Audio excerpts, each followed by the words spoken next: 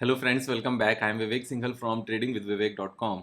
और आज हम बात करने वाले हैं H D F C M C के बारे में। H D F C M C आज 5% ऊपर गया और लास्ट 3-4 डेज में अगर हम देखें तो एक अच्छी खासी इसने अप मूवमेंट दिखाई है, ऑलमोस्ट 10% की। और अभी क्या किया जाए, अगर हम थोड़ा सा बेस बिल्डिंग से देखें कि जब इसने लो लेवल बनाया था तब से अब तक कितना अपसाइड आ चुका है, तो ऑलमोस्ट जो इसने लो बनाया था वहां से 67% अप आ चुका है।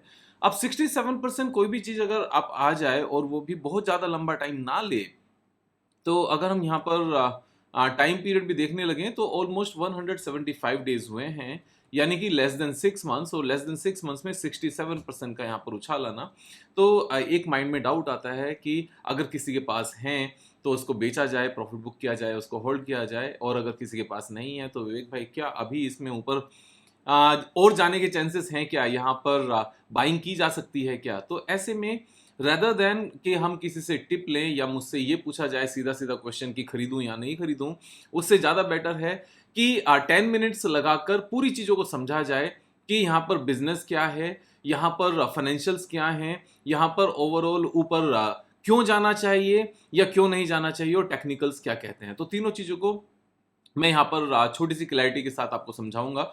उससे पहले आपको कुछ चीज़ें मैं दिखाना चाहता हूँ कि यहाँ एक अभी 18 मिनट्स पहले ही यहाँ पर 18 मिनट्स पहले या 1 घंटे पहले या 2 घंटे पहले लगातार यहाँ पर ये कुछ खबरें आई हैं। The systematic investment plan SIP inflows in August 2023 reached a record high of 15,814 crore as compared to previous month's figure of 15,243। ये हाईएस्ट एवर फिगर्स आई हैं। Equity mutual fund inflow hit 5 months high on record SIP run. तो अभी तक की आप अगर देखोगे तो हाईएस्ट एवर नंबर्स हैं जो SIP के रूप में इनफ्लो यहाँ पर आ रहा है। अब जब SIP के रूप में यहाँ पर इनफ्लो आ रहा है सबसे ज़्यादा, तो यही तो एक बिजनेस है म्यूचुअल फंड कंपनीज का कि जितना ज़्यादा रेवेन्यू होगा उतना ज़्यादा यहाँ पर प्रॉफिट होगा, जितना ज़्यादा SIP की अमाउंट होगी, जितने ज़्यादा यहाँ पर म्यूचुअल फंड के इन्वेस्टर्स होंगे, उतना ज़्यादा यहाँ पर ग्रोथ होगी। तो यहाँ पर म्यूचुअल फंड कंपनीज का जो नेट प्रॉफिट बढ़ता है, जो बिजनेस बढ़ता है ओवरऑल, तो वो 3 रीजन से बढ़ता है। सबसे पहले मार्केट का ऊपर जाना। मार्केट के ऊपर जाने से क्या होता है कि एग्जिस्टिंग, ध्यान से समझ रहे इन सब बातों को, 3 रीजन होते हैं बिजनेस बढ़ने के। नंबर 1, मार्केट का ऊपर जाना। ऊपर जाने से क्या होता है कि जो पहले AUM का साइज फॉर एग्जांपल 10,000 करोड़ था और मार्केट 15% ऊपर चली गई, तो वो 11,500 करोड़ हो जाता है। अब अगर पहले मीन्स ओवरऑल 1% का अगर कमीशन लेती है म्यूचुअल फंड AMC, तो 10,000 करोड़ के ऊपर 100 करोड़ का यहाँ पर रेवेन्यू हुआ। और जब क्योंकि मार्केट ऊपर आ गई तो 11,500 करोड़ के ऊपर अगर 15% ऊपर आती है तो 1% हुआ यहाँ पर 115 करोड़ रुपीस। तो मीन्स ना तो न्यू सब्सक्राइबर्स आए म्यूचुअल फंड में, यानी कि नए कस्टमर भी नहीं आए, और ना ही उन्होंने अपनी SIP की अमाउंट बढ़ाई। दोनों ही चीजें नहीं आई, उसके बावजूद भी यहाँ पर रेवेन्यू ग्रो कर गई क्योंकि मार्केट ऊपर आ गई।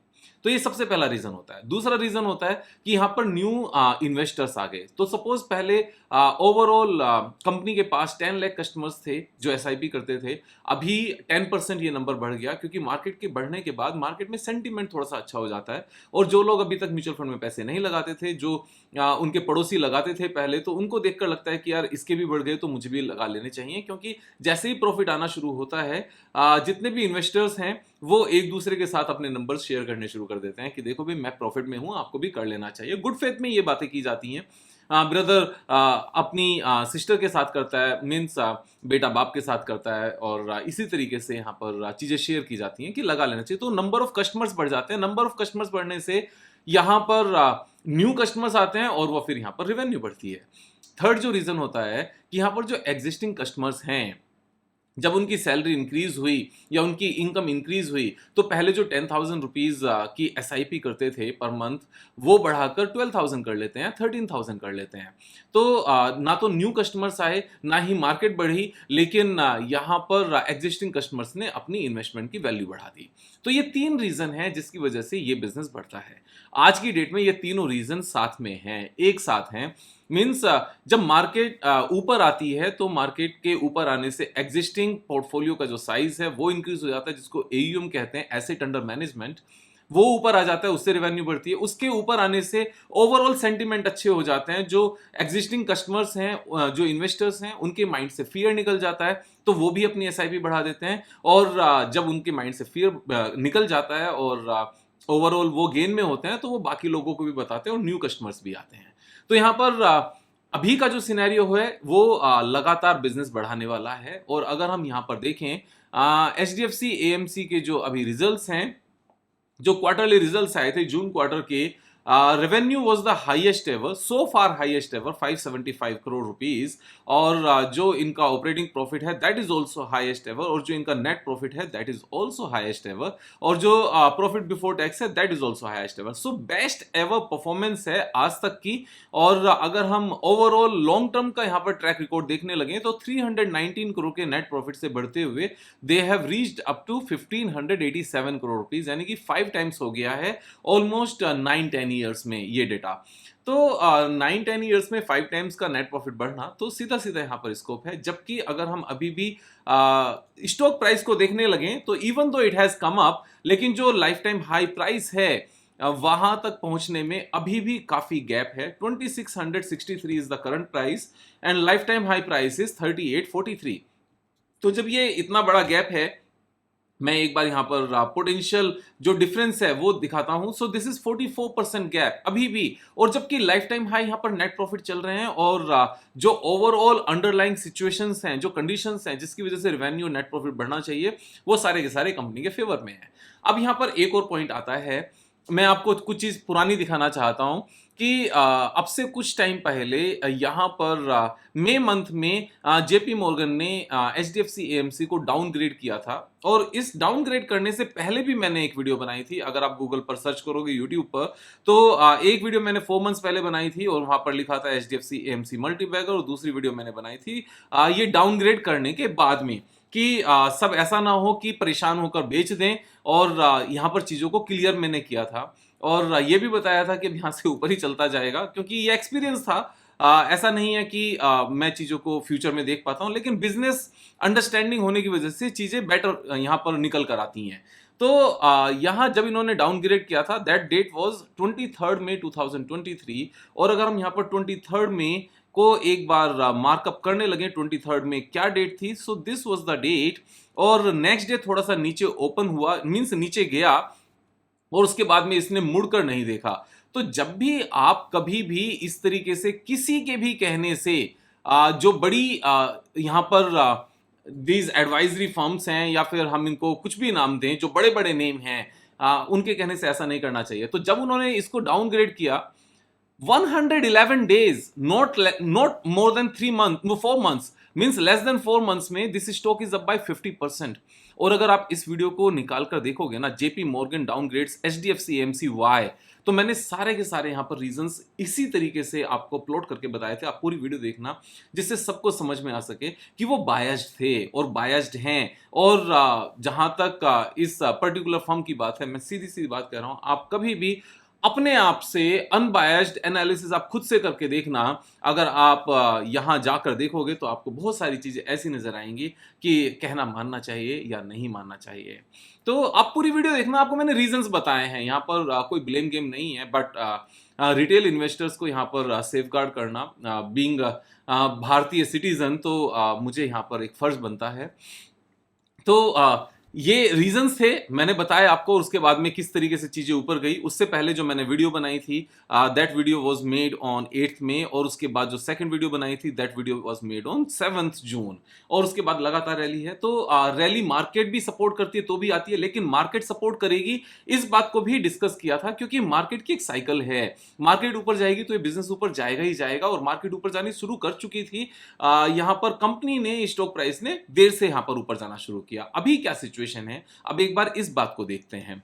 यहां पर एक अच्छा सा चार्ट पैटर्न बना है, बिल्कुल नीट एंड क्लीन। अगर इसको आप तरीके से हम देखें, so this is again, everybody would say Vivek भाई come on please tell us something other than cup with handle pattern और reverse head and shoulder pattern. मैं ये कहता रहूंगा कि ब्रूस ली भी एक ही किक को लगाते हुए आज तक जीत गया। सो आई मीन अगर एक ही चीज लगातार काम करती है, व्हाट्स रॉन्ग इन दैट यार? कोई फर्क पड़ता है क्या? मीन्स अगर चार पुश्ते भी एक ही काम को करते हुए आगे बढ़ जाएं और सुपर रिच बन जाएं, so there is nothing wrong. तो यहाँ पर अगर अपना कप विद हैंडल पैटर्न लगातार काम करता है तो चलने देते हैं ना उसको। अब इसका जो मैक्सिमम डेप्थ है हमने इसको पिक किया और 1000 पॉइंट्स का यहाँ पर अपसाइड मूवमेंट नजर आता है। अब यहाँ पर कप विद हैंडल पैटर्न बन चुका है और यहाँ पर ब्रेकआउट भी आ चुका है, और ब्रेकआउट के बाद यहाँ पर अगर कंफर्मेशन भी आ जाती है तो अच्छी बात है। लेकिन ओवरऑल जो मार्केट कंडीशंस हैं वो ये कहती हैं कि यहाँ पर ब्रेकआउट आ चुका है और ब्रेकआउट कंफर्मेशन आएगा। तो अब वो आज आएगा या कल आएगा या परसों आएगा या तरसों आएगा, थोड़ा सा ऊपर जाके स्टॉक प्राइस टारगेट को अचीव करेगा या थोड़ा सा नीचे जाके ऊपर जाके करेगा, तो हमें इस बात को समझने की जरूरत है कि ये ऊपर क्यों जाएगा। अब एक और पॉइंट जो मैं हमेशा कहता हूं कि लाइफ टाइम हाई से नीचे अगर टेक्निकल टारगेट्स आते हैं तो उसके अचीव होने के जो चांसेस हैं वो बहुत ज्यादा हो जाते हैं।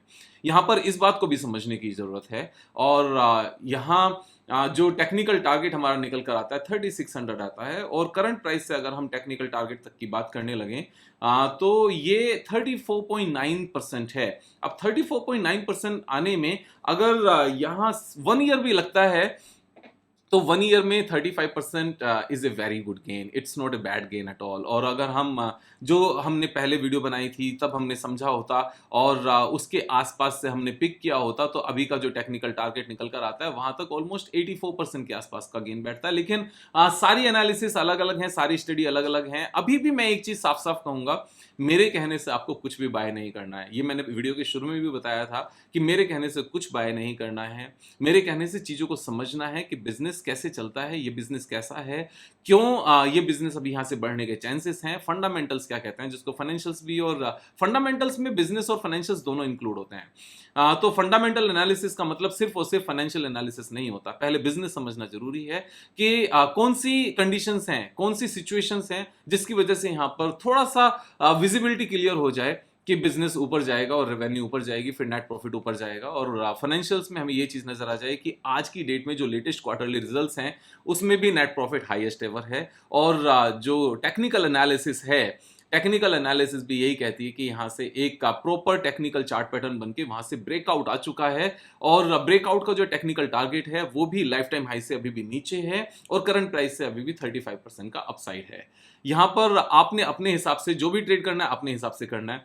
मेरे हिसाब से सीखते रहना है, यहाँ पर मेरे हिसाब से यहाँ पर सब्सक्राइब करना है और सब्सक्राइब कराना है, क्योंकि सब्सक्राइब करने के पैसे नहीं लगते यहाँ पर। सिर्फ मनोबल बढ़ता है और कुछ नहीं। यहाँ पर मैं आपके साथ अपना एक्सपीरियंस शेयर करता रहूंगा। कल फिर मिलेंगे एक नई वीडियो के साथ, तब तक जय हिंद जय भारत।